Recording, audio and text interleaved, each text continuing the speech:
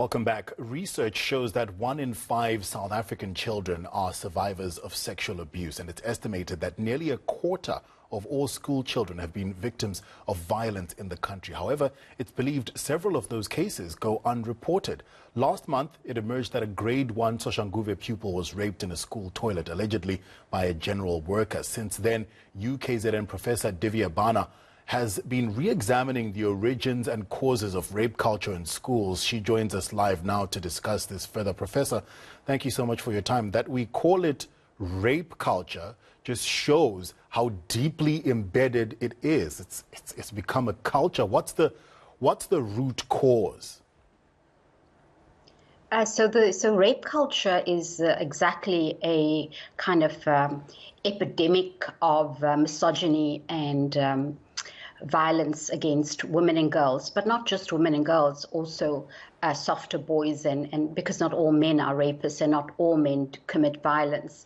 So this rape culture emanates from, social and cultural norms, but the pressures that men also are under to perform masculinity in ways that where aggression and violence are condoned, supported, not only within the schooling cultures or school settings, but across the spectrum, across the social spectrum, and which means then that if we are to address the problem of rape culture, we have to address a multifaceted approach, meaning that how men are considered in relation to power and status, and how women and girls are considered in relation to particular norms that make people believe that women are subservient. Those sorts of norms need to change. How do we change them, Professor? How do we change that perception of male power and what it means to be masculine?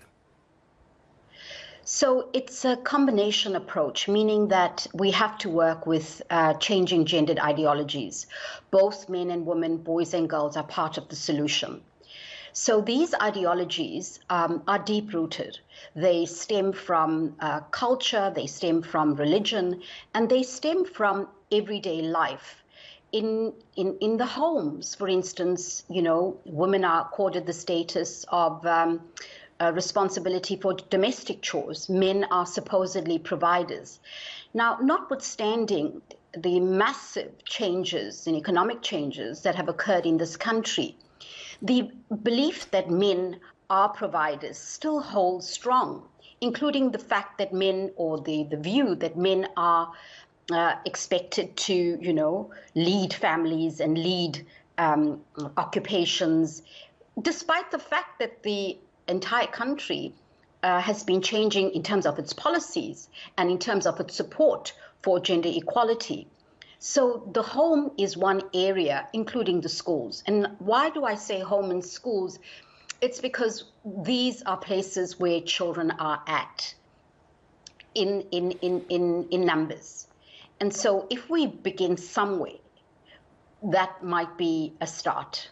And so we begin in the schools. What changes are we then making in the classroom? What are we telling these young people in the classroom to change their ideas of male power and the dynamic between patriarchy and its effect on women? So this must start early. Too often, life orientation skills and life orientation lessons begin much later. And even if they do start early, there is a reluctance to engage with these deep-seated issues because they are very sensitive. In my research, I have found that teachers are not willing to even say the word sex.